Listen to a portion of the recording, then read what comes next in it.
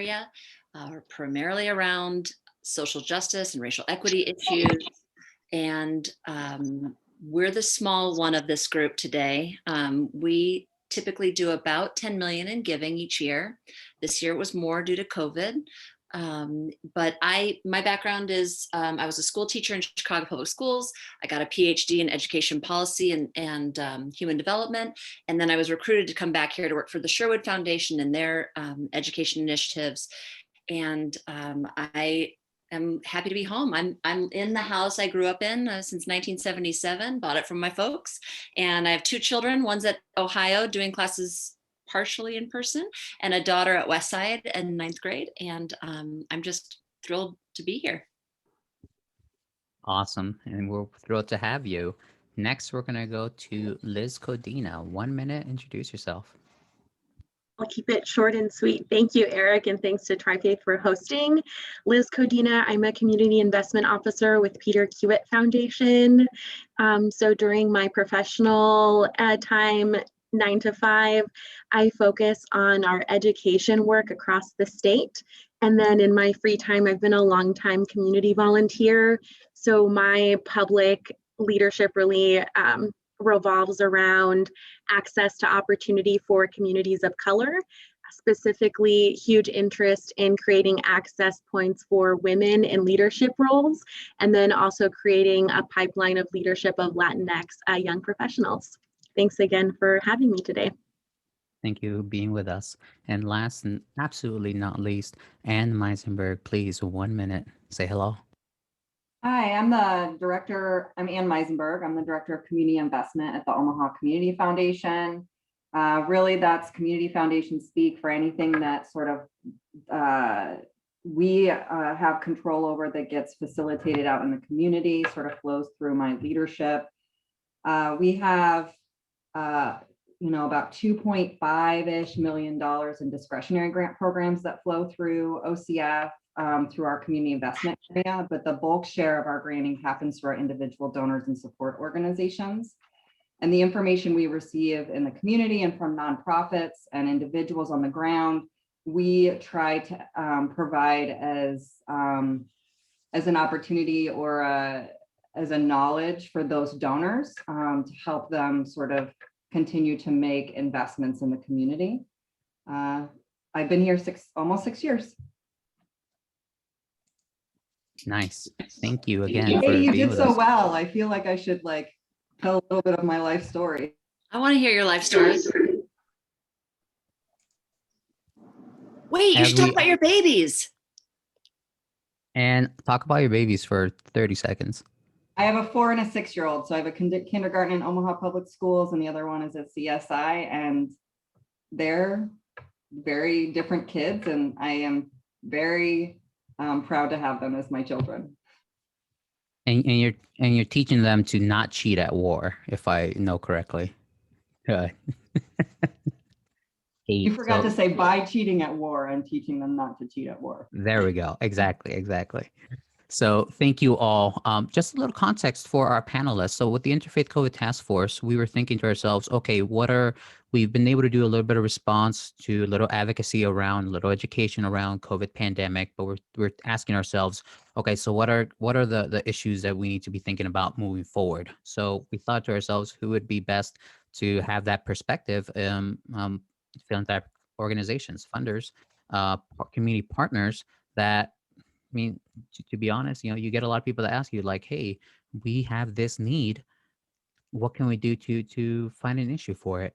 So that's why we're having this panel. And I do want to ask our very first question. And by the way, for our guests, for our audience, we will have Q&A here at the last 10 to 15 minutes. So if you have any questions, any thoughts, please either throw them in the chat. You can DM them, or you can also in that portion, unmute yourself and ask. So first question will be for Liz. So let's do a little framing. So the Latinx community, the refugee populations have been they've been hit hard during this pandemic. And so why are Latinx and refugee communities so susceptible to contracting the virus? you for the question, Eric. I would expand the answer to include all communities of color. Of So course. I would say nationwide, not only locally, we've really seen that longstanding systemic health and social inequities are putting more people from BIPOC communities at an increased risk of not only contracting COVID-19, but unfortunately, based on local and national numbers, we're also seeing community members from BIPOC communities disproportionately represented in the number of people that unfortunately have passed away from COVID-19. So more specifically, when we talk about those inequities and those social determinants of health, you know, we look at housing. So oftentimes, community members from BIPOC communities, Latinx and refugee and immigrant communities, perhaps have more individuals living in their household. We also see that their occupation has a lot to do with it. Unfortunately, a lot of members from these communities are disproportionately represented in essential work settings. So they basically have to have more contact with the public and thus creating that increased risk. Additionally, we also see, you know, the lack of access to healthcare. Unfortunately, in these positions, there are no paid sick days, and individuals don't have the luxury of working from home. So when you take a look at all of these factors, everything kind of combines into creating these barriers and challenges. And then, not to mention the language, culture, and education barriers that these communities also face. So locally, something that we really saw here was, unfortunately, government offices not having the capacity to put out information in various languages or to consider different cultural aspects for communities. And that's why, you know, we're so thankful to organizations like yours, UNMC, and other institutions that have formed ad hoc committees of staff members and community volunteers that have really stepped in to fill those gaps. Definitely. Thank you, Liz, for that great answer. Definitely a confluence of different factors. And yeah. So let's switch over to Katie. So Katie, the Weitz Family Foundation, you place special emphasis on tackling poverty, uplifting DEI issues. So how does COVID exacerbate the disparities experienced by those living in a state of poverty? Thanks, Eric. So when I was thinking about this question, I was thinking about how the Weitz Family Foundation approached our giving during COVID. And we really looked at where are not just relief, although we did some direct cash assistance to folks who did not qualify for federal stimulus.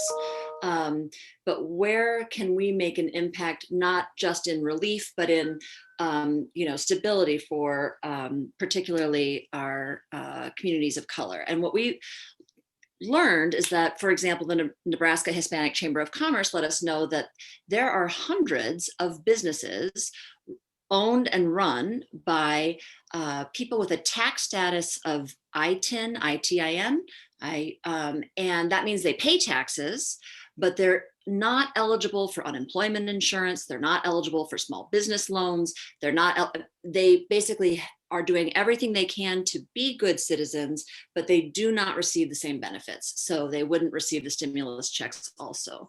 So we very quickly moved into making payments for small business loans through Center for Rural Affairs, Lending Link, Nebraska Enterprise Fund, the Nebraska Hispanic Chamber of Commerce.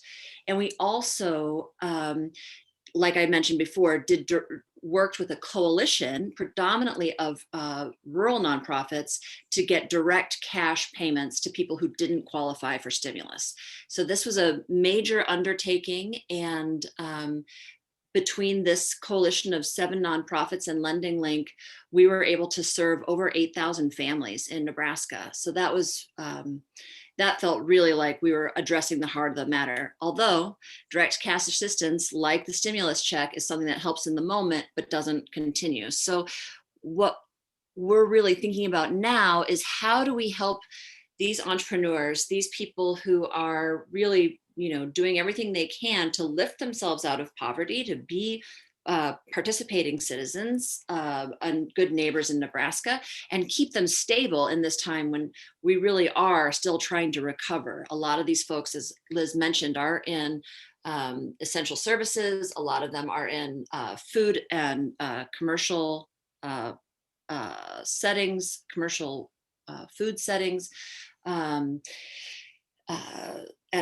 housekeeping services, the meat packing, obviously, and but then of course the entrepreneurs. So we really are trying to figure out how can we best support at sort of that next level, not just relief, and we're probably too far from recovery, but just holding while we are trying to move forward.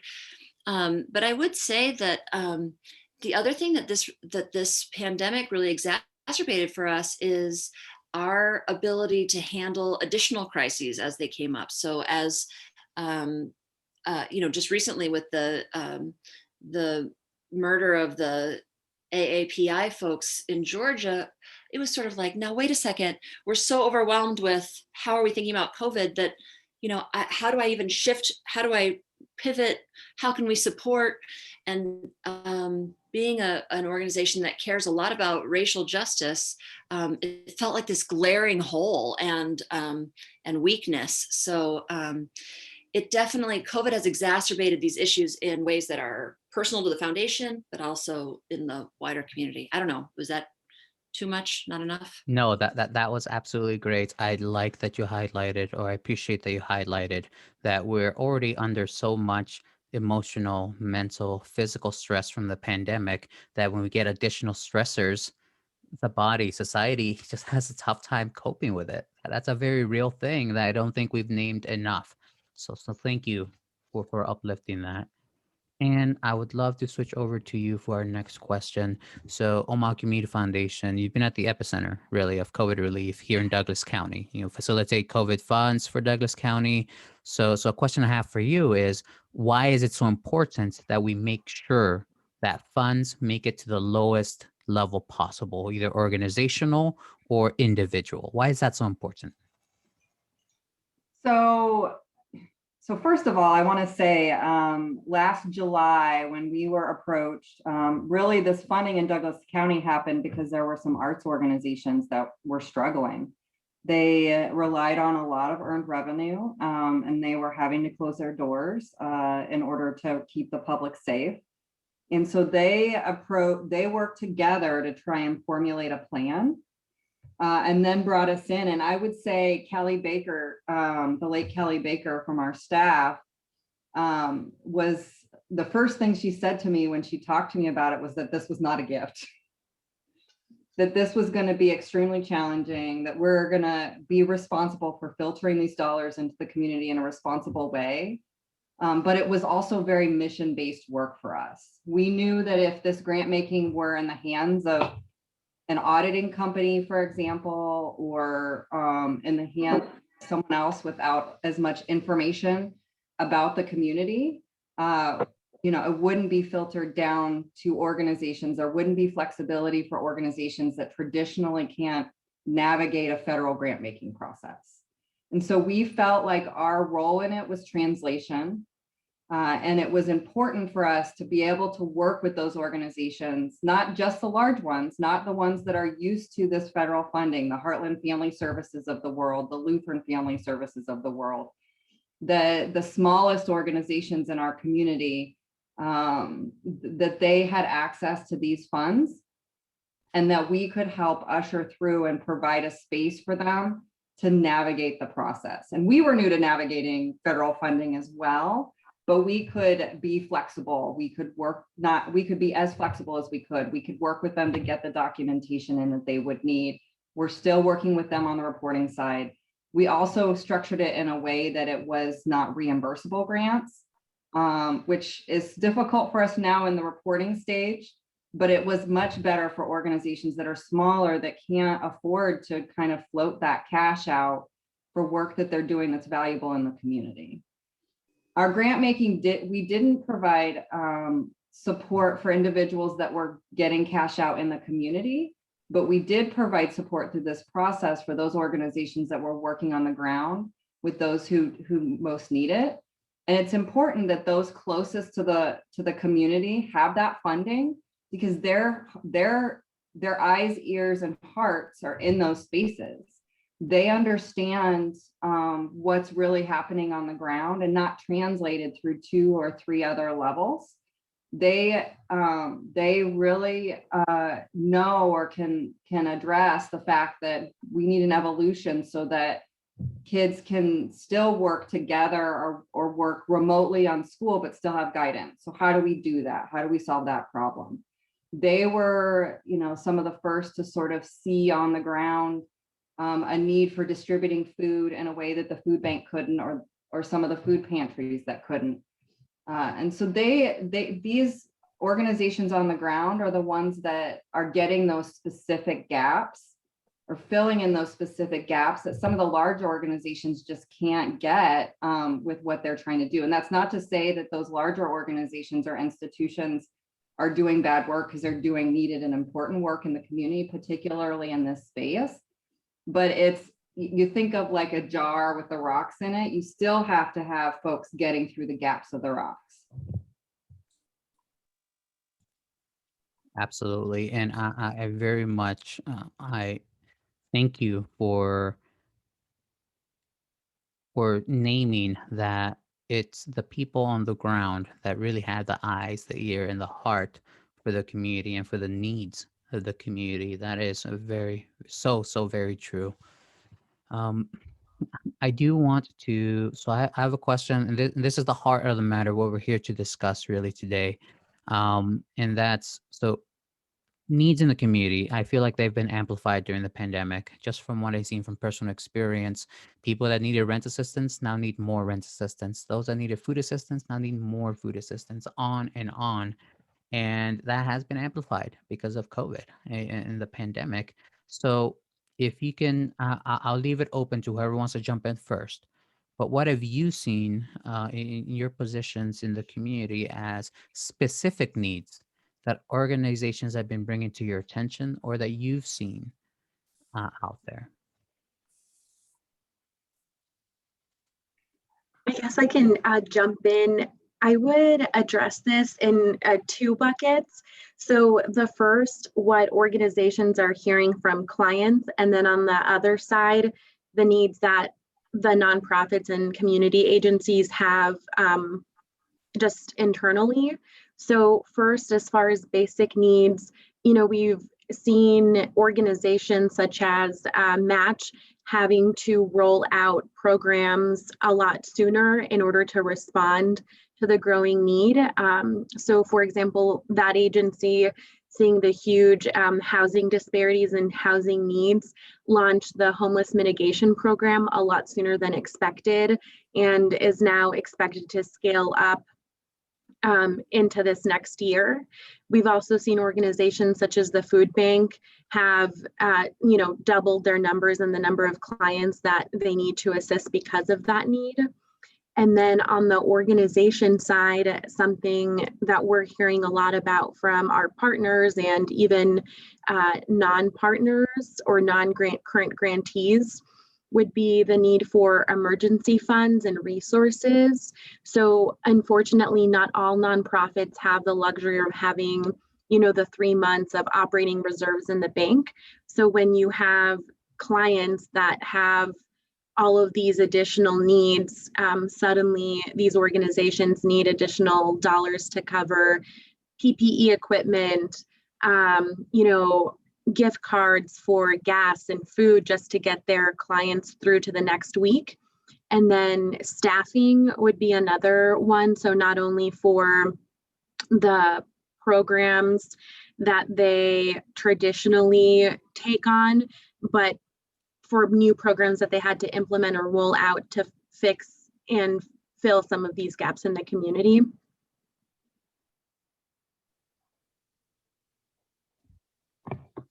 So one thing that we're trying to impress upon our donors is that this is not over. So this is a good question. I think as folks are seeing more and more, folks getting vaccinated, an ease of having access to that vaccination. I think it's easy as for example, for myself with my own day-to-day life, like with a vaccination, my life is going to experience less and less disruption. And so it's easier to move on. And we actually evolved our COVID response fund into a community resiliency fund with this in mind, with this idea. And we didn't want to use the word recovery because we're not, this process is an evolution and it's a journey. And so we pinpointed 5 major areas to focus on in that community resiliency fund.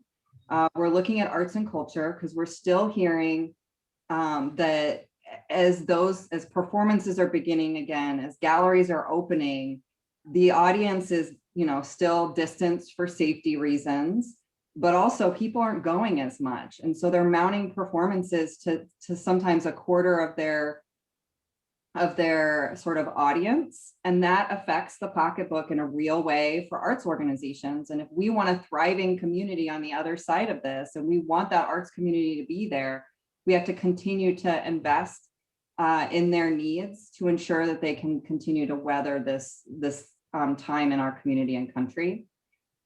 So we're looking at mental health. We heard time and time again that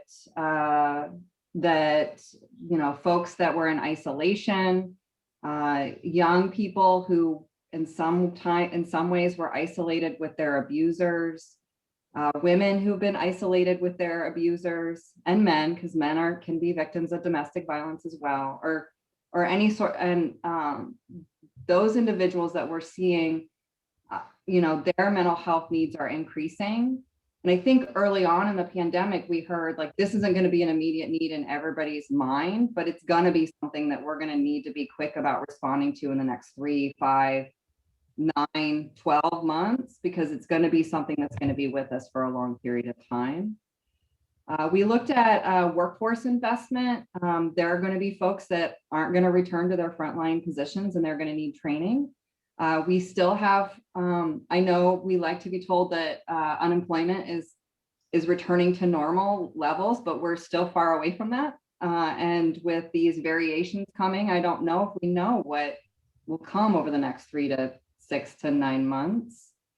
We're also looking at the achievement gap and the opportunity for learning advancement through this whole process.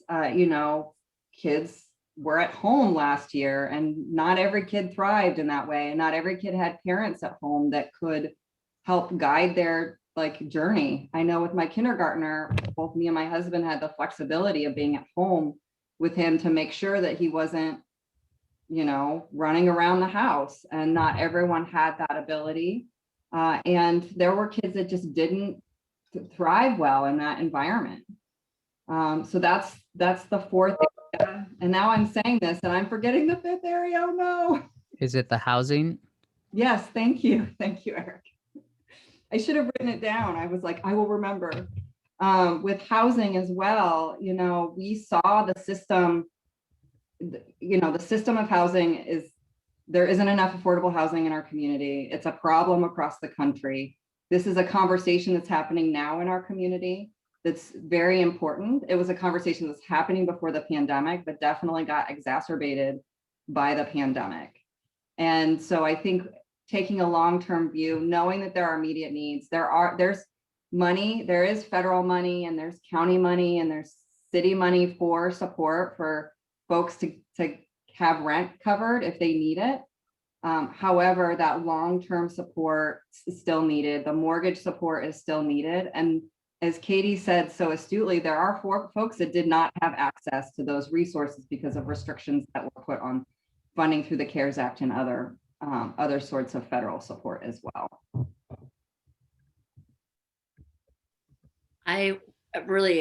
Both of these women have said amazing things, and I want to amplify what they said. And see if I can just add a little bit. What, when we think about things like education, yes, I know very few people who thrived in that remote. My son was one. He loves to be alone and learning in his room, but my daughter, experienced what I think a lot of folks did around depression and anxiety, but also something that didn't click for me that probably, Principal Robles would recall it, the number of kids with IEPs.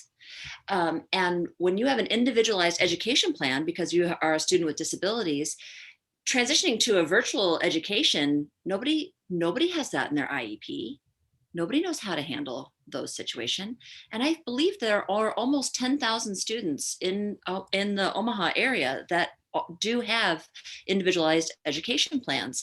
So, even within these segments, I also, just the call, obviously mental health, the suicide rates, when I talked about Children's Hospital and Methodist Hospital and the counselors, the community counseling programs, it's terrifying. And I know more people who have had that kind of loss in their life this year than I have known in my entire life put together. And that's devastating. I also want to go back to when Liz was talking about our frontline workers. So, people are always saying, like, you can only help people as much as you can take care of yourself. And there are so many people in the nonprofit sector who worked so hard to battle COVID and, deal with a lot of the injustice and just the graphic, horrifying images that we were seeing over the summer. When we surveyed our grantees, we got about 100 of them back. We got about 100 surveys back. And the things that came out most were mental health for our staff. So we did do some pooling of funds for organizations for their, now I'm going to forget what it's called, but like an employee program. So they don't have to, usually it's it'll pay for 3 sessions or something, but this would give you money to pay for more. For the employees, because we just know, it was so hard for me, and I'm so far removed from the front line. Just the stories that I would hear and the problems that would come up, it was very hard for me just to sort of recognize, am I doing enough? How can I do more? How do, and I have access to that, but a lot of agencies don't. A lot of agencies are, they're barely paying their people. Maybe they have healthcare. They probably don't have retirement, much less ways to take care of self during the time, even though, of course, nonprofits are really tuned into wanting to take care of their people because they're caring people. So we heard a lot about mental health. And then I did want to amplify when Anne's talking about these other dollars that are available. Thank goodness for the Omaha Community Foundation. You guys did a great job distributing funds and being really cognizant of racial equity and paying attention to who's closest to the issues. We now have some more opportunities, like the affordable housing you were talking about. There might be $7 million that could come to Omaha to build affordable housing, but they need a 1-to-1 match, and they need the commitment before April 30th. So this is like, oh my gosh, our builder's supposed to find this, our nonprofit's supposed to find this. How are we supposed to put this together, in 7 weeks? And maybe that's plenty of time in a normal time, but right, we can't just go to your door or come to your office or have a quick meeting in the hallway or bring people together in an easy fashion, because not all these folks, builders, construction types, have as much access to technology as the rest of the people who are more in the professional office land. I just, I really feel like where the needs are, I hear a lot about the flexibility that you guys were talking about, Liz and Anne were talking about, for operating funds. They need to be able to move it around. These emergency funds, being able to have some discretion on where it goes directly, and then having somebody say, please spend some money on your own people, because you guys, we need you, and you're the ones making it happen. So I would say that's kind of where we're seeing a lot of the need. A wide-ranging issues from education to mental health to frontline issues. And thank you for bringing that piece of um, taking care of your staff, because that's super important during these times. I do wanna bring up, so has there been, and I want to start with Katie.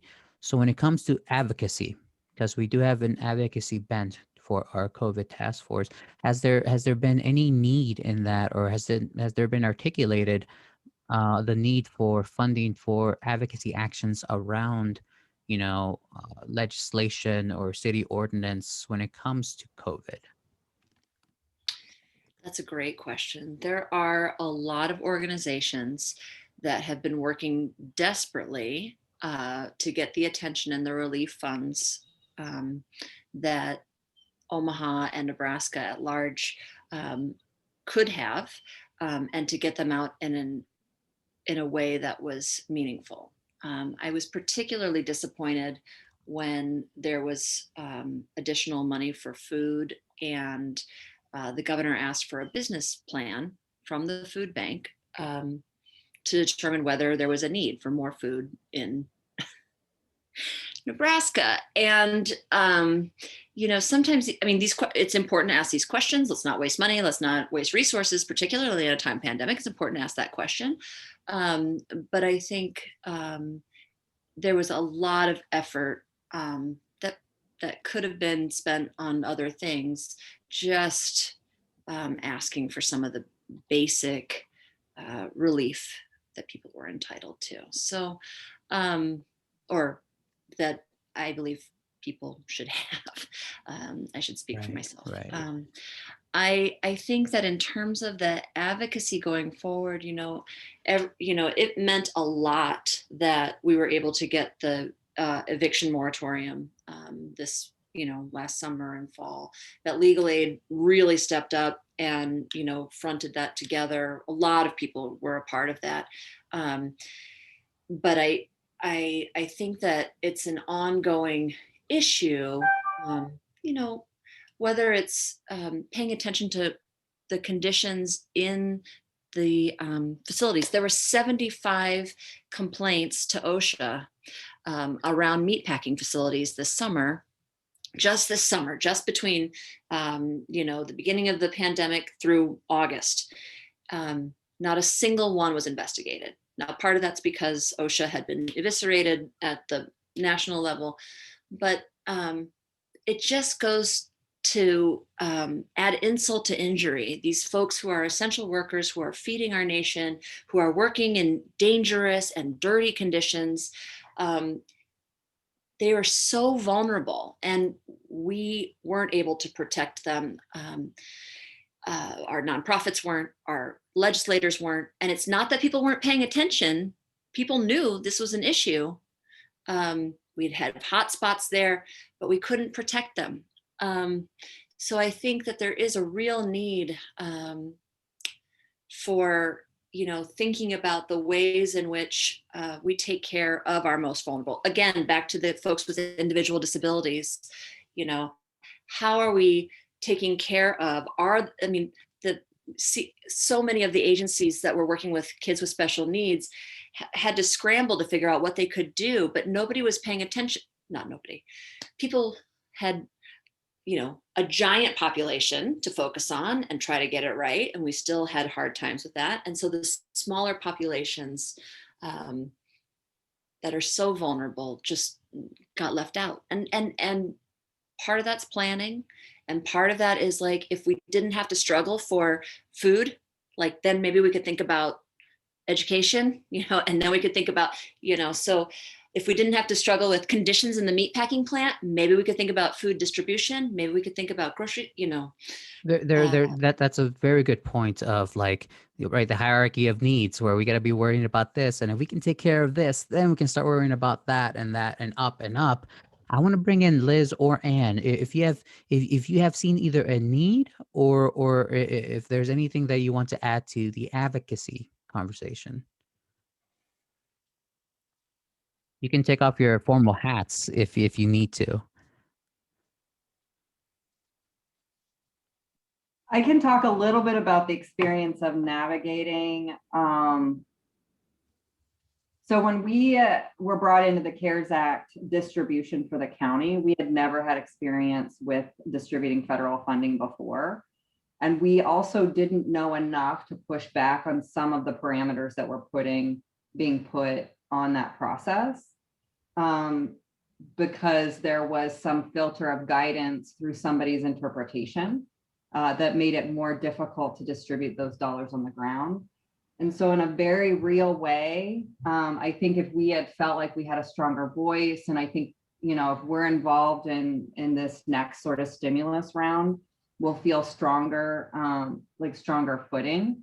We'll be able to advocate, you know, in our mechanism of the world for how to distribute those funds so that hopefully it gets to others in a more real fashion.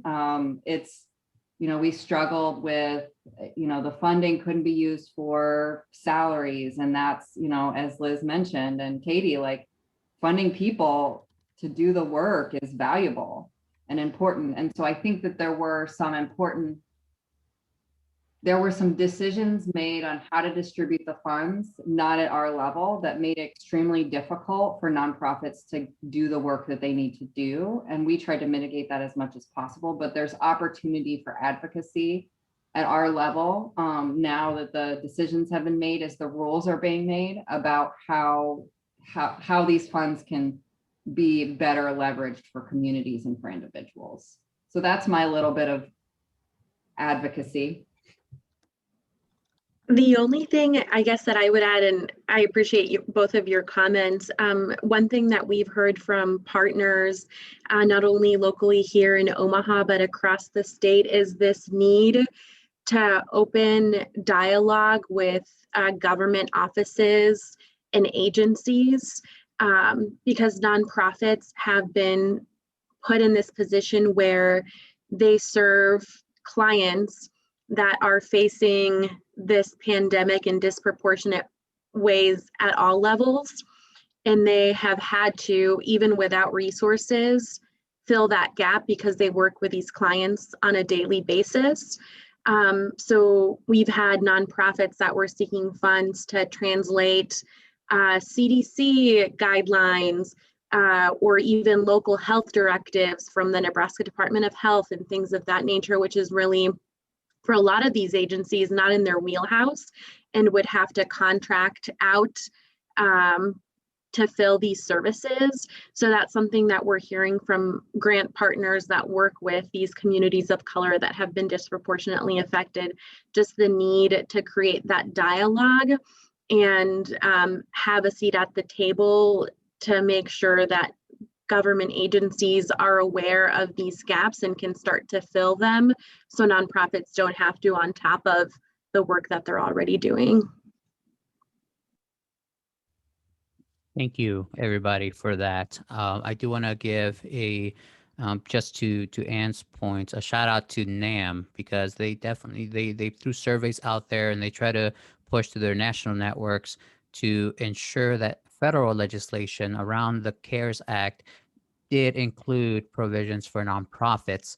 And you know, what the success rate was is irrelevant, because they definitely continue to uplift the important role that nonprofits play here, especially in Omaha.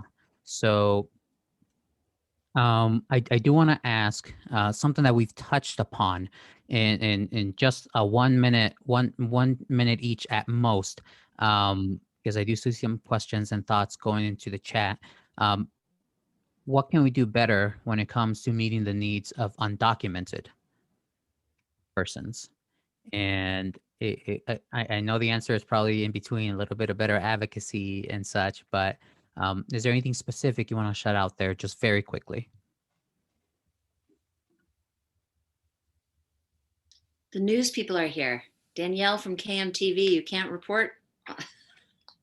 You can't report on these. We did a lot. There were a lot of nonprofits that were able to do direct cash assistance to folks who didn't have documentation. There were probably 12,000 individuals who were affected by COVID that were not documented, whether that was a family member or a child. They across the state, there's a lot of fear around this. So there was no advertising, no desire to get anyone into any kind of trouble. Just a real, kind of like the old social justice Catholics, like we're just getting in there and we're doing the good work and we don't ask questions, although obviously they were asking questions, because if you receive stimulus check, you weren't eligible for these funds. But there was so much need, and it was so heartbreaking, the stories that came out of that work. Additionally, citizenship fees almost doubled during the last year of COVID, and DACA renewal fees almost doubled. So while we were busy trying to take care of people, the Weitz Family Foundation also made several grants to Multicultural Center of Grand Island as well as Centro Hispano to do these clinics to get DACA renewal happening and citizenship happening before the prices went from $700 to $1,100, or in the case of for citizenship, or in the case of DACA, I think it went from $400 to $750. And I don't know if things will go back now that we have a new administration or if things will change, but change takes time. So we had a massive interest in citizenship and DACA renewals during the time of COVID. Thank you. Liz or Ann, anything to add, if at all? I would just say, just a shout out to all of the funders to fund the nonprofits that serve these communities. So we know who those organizations are, not only here in Omaha, but across the state. And we know how their clients have been disproportionately affected. They need those discretionary dollars, and their staff, all the way from their frontline staff to executive leadership, we continue to hear are just being overworked, and they do it with a great heart because they believe in their missions. But I would just say or emphasize that we need to support them through this. As Katie or Ann mentioned, we're going to see these effects for several more years to come. Just because we have a vaccine rollout doesn't mean that these needs go away. The pandemic does not end at vaccination, I think, is something that we need to take away. I do want to switch over to the chat because we do have some questions coming in. This one from Danielle Galvin. Thank you, number one, to the panelists, is how she starts. She was interested to hear about that potential $7 million affordable housing opportunity and how we can best collaborate to secure those funds. And if there's a best way we can leverage those funds, taking the lessons learned. I believe it was Katie that brought that up, if I remember.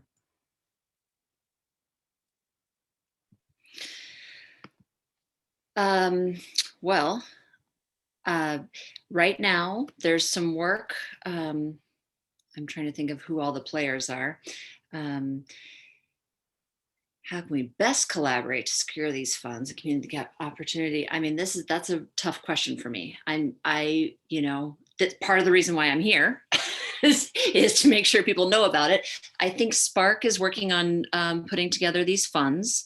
Laura Crosby from, I can't think of her agency, is also working to collect applications. They're working on trying to coordinate applications. The Sherwood Foundation, Meredith Dillon, is very involved with this.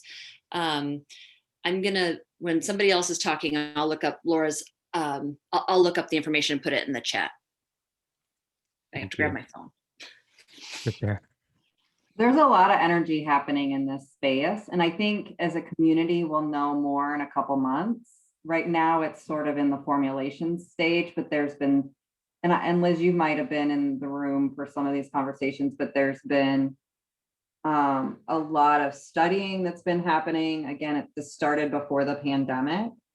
And there's a lot of intentionality in what it means to sort of build a plan to move this forward. I wish I could say more. First of all, affordable housing isn't my sort of area of expertise, but I wish I could tell you more now. I don't know if folks can provide other perspective. It does sound like it's in the early stages, so we might not have the best, most concrete answers. I'll give the panelists an out there. Let's go to another question asked by Susan Aguilera Robles. Excuse me. What have your foundations done or plan to do to support connectivity across the city for all students and families? And this is a sentiment that I echo. There's been a problem for families in the area, particularly North and South Omaha, when it comes to connectivity. I'm guessing technology connectivity. We need to have better access for technology because especially I know I saw it in South Omaha where devices didn't work, they didn't connect. Is there any energy around that piece? Technology gap, connectivity with devices. I can tell you that we heard that from places like One World and D2 Center and just different people where they needed to go to people. They needed mobile technology. And so I had heard that there was larger school district related grants from some of the bigger organizations, but our foundation tried to help the agencies that were in our portfolio of regular everyday grant making and see if they needed additional computers. And we did a few grants like that. I did hear a lot about connectivity. And of course, it just gets louder and louder from central and western Nebraska as well. But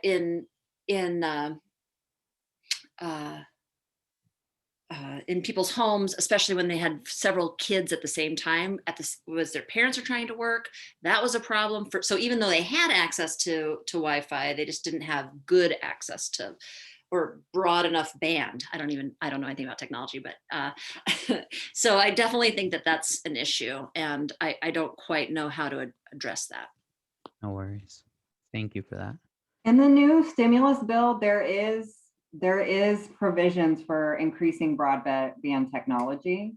Now, as to how that gets proliferated into our state and into our community is a different conversation. I know there was some energy around for a while around doing some,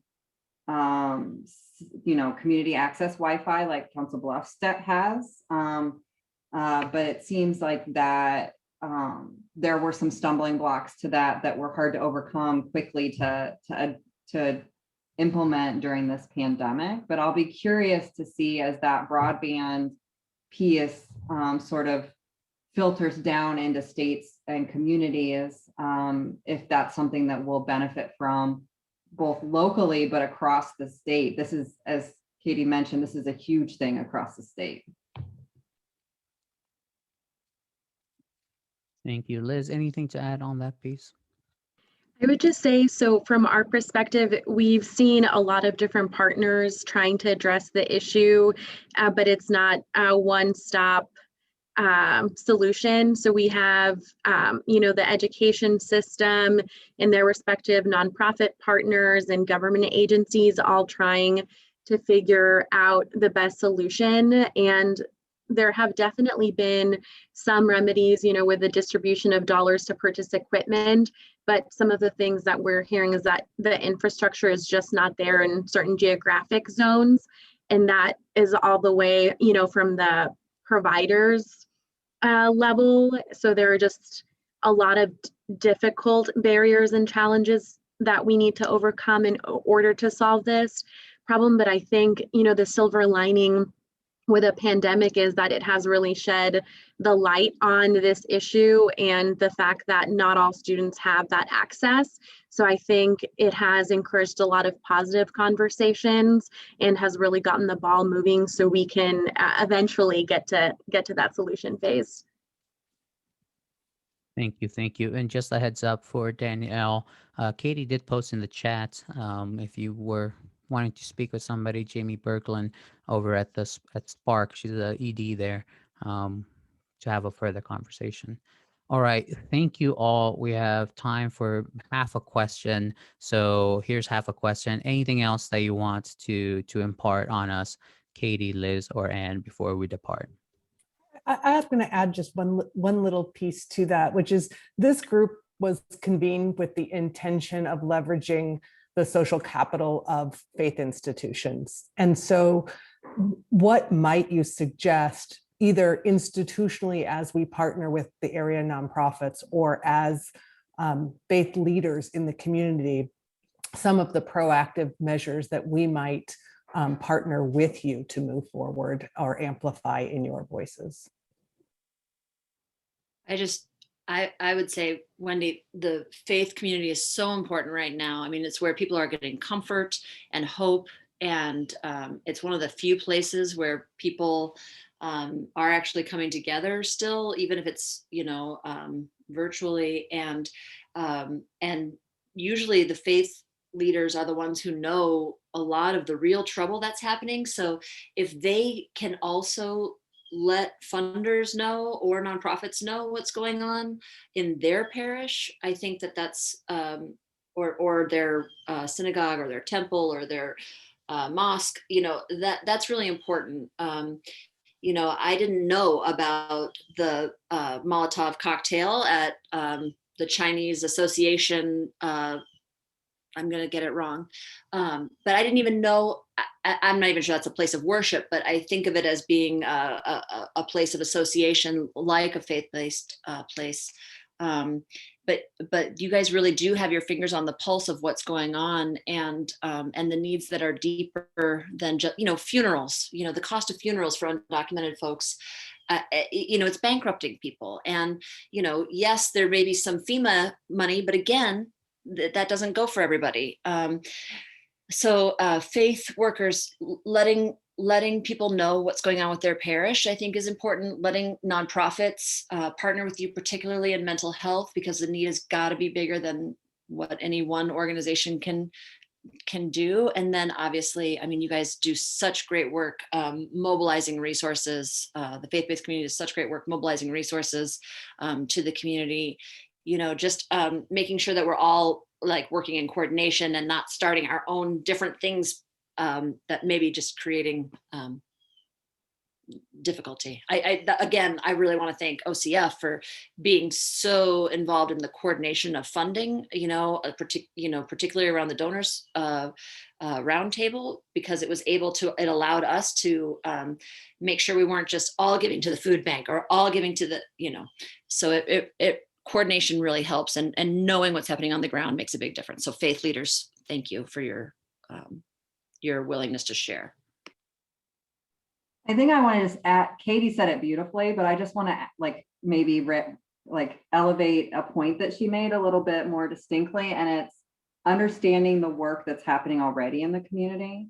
I think we saw a couple times when we were distributing CARES Act, faith-based organizations that were and churches that were responding to what they saw was a need, but didn't understand what the network of support was in the space that they were trying to operate. And so just making sure that you understand that landscape is super helpful as you're looking to mobilize in the work that you're doing as well. Absolutely. Liz, anything to end our discussion today? Yeah, well, first and foremost, just a huge thank you to your agency for being that connector and for mobilizing these different agencies together to address some of the challenges and barriers that we've seen. As some of us have echoed already, the effects of the pandemic don't end with a vaccination. So we're going to continue to see a lot of barriers and challenges. And although sometimes we hear messaging that things are getting back to normal, that may be so for the larger population, but we of course know that communities of color face disproportionate barriers and challenges, and those challenges and barriers are very unique. So I would just say, thank you so much for keeping your your ears out in the community, and we look forward to just learning more from what you are seeing and hearing in the community moving forward. Thank you. Thank you. I think that'll do it we are out of time. I know that all three have a hard 10 a.m. stop. And I want to respect that. Thank you, Liz and Katie, so much for spending time with us. Please, everybody have a great rest of your day, and be sure to go out and vote. Thank you. Thank you all. Bye-bye. Thank you. Thanks, guys. And I was just saying, OCF does a great job of community conversations. Peter Kiewit is awesome with their workshops in this chat thing before you go. And then they were saying, how else can we talk to you? And I would say, if you want to email information that's happening so we can read it when we have a space, but trying to have too many meetings, that doesn't happen very well. But letting us know what's happening in your world, we do care. So thank you. Thank you. Thank you, Katie. Liz, nice to see you. Bye, you guys. Susan Aguilera Robles, I Bye-bye. miss you. KMTV, represent well. All right, bye.